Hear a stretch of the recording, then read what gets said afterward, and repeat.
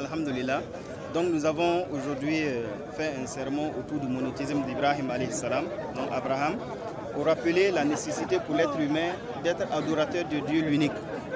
Et nous avons par ailleurs tiré des leçons de sa vie pour notre vie de maintenant, notamment pendant les épreuves, quelle doit être notre attitude.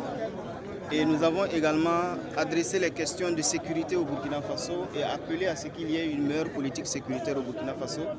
Nous avons remercié les VDP et les forces de défense et de sécurité pour l'effort qui est fait pour chacun d'entre nous. Parce que si chaque soir nous pouvons retrouver nos familles en paix, c'est parce que d'autres ont renoncé à cette chaleur de leur famille là pour nous accorder cette sécurité. Donc nous demandons à Allah de bénir leurs efforts, de les protéger.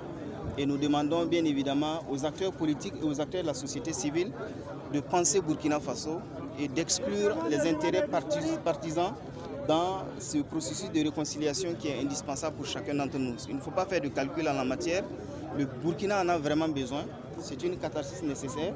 Donc nous ne devons pas jouer avec l'avenir du Burkina Faso. Nous devons nous impliquer. Nous avons également évoqué la question du chômage et rappelé également qu'il était plus que urgent de réajuster les programmes d'enseignement aux besoins du marché. Nous sommes dans le monde de l'emploi. Nous recrutons des gens souvent quand on a des besoins en ressources humaines, il est difficile d'en avoir. Donc nous savons que c'est un problème crucial, on l'a identifié depuis, mais jusqu'à maintenant on ne trouve pas de solution à ce problème-là. Et nous avons terminé par dire qu'aujourd'hui c'est un jour de réjouissance, c'est un jour de partage et nous ne devons pas oublier les personnes déplacées internes qui ont abandonné derrière eux leurs histoires de famille, leurs richesses, leur sécurité et qui se sont déplacés. Et quand vous lisez le Coran dans la sourate 9, le verset 60, c'est à ces personnes déplacées internes que l'on doit destiner la zakat. Aujourd'hui, c'est jour de fête, on doit donc leur destiner ce que nous avons comme animal sacrifié, ce que nous avons comme acte de générosité parce qu'ils ont besoin de nous. C'est des Burkinabés. Pour certains, nous ne les connaissons pas, mais rien ne nous dit que nous ne connaîtrons pas d'autres situations pour lesquelles nous aurons besoin de la solidarité des autres.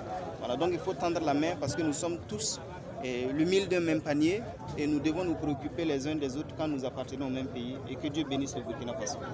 Nous avons demandé la redistribution équitable des richesses dans ce pays parce que ce sont les villes en fait et particulièrement la capitale qui prend le plus grand nombre de richesses générées par toute la population. Il n'est pas normal que notre pays qui a plus de 80% d'agriculteurs s'échine à cultiver et qu'on les oublie lors du partage des ressources.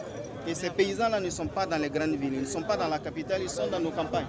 Et il est inadmissible qu'au Burkina Faso, on ait encore des maternités délabrées, des centres médicaux qui manquent du minimum pour prendre en charge la santé des individus. Il est inadmissible que dans ces conditions, donc, on fasse dans le luxe pour ce qui est de grandes villes comme Ouagadougou.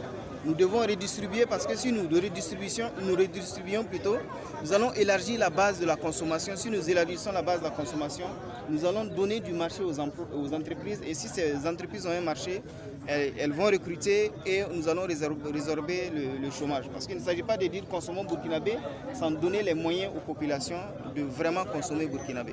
Donc c'est cet appel à la redistribution des richesses que nous avons évoqué pendant notre sermon.